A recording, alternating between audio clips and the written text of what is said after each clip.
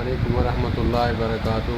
پیر ذوالفقار نقشبندی حفظہ اللہ تعالیٰ فرماتے ہیں کہ اپنے علاج جو ہیں جسمانی علاج جڑی بوٹیوں اور میڈیسن سے کریں، اور روحانی علاج جو ہے ذکر اللہ اور ذکر حبیب صلی اللہ علیہ وآلہ وسلم سے کریں۔ وہ فرماتے ہیں کیونکہ روح جو ہے وہ آسمان سے آئی ہے، تو جو ذکر اللہ اور ذکر مصطفیٰ صلی اللہ علیہ وآلہ وسلم ہے یہ بھی آسمانی ہے، یہ آسمانی کلام ہے۔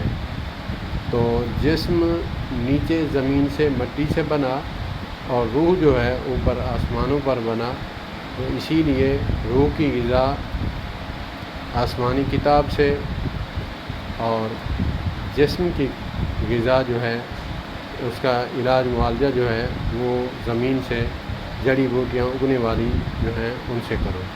اللہ پاک ہمیں عمل کی توفیق عطا فرمائے۔ والسلام علیکم ورحمۃ اللہ۔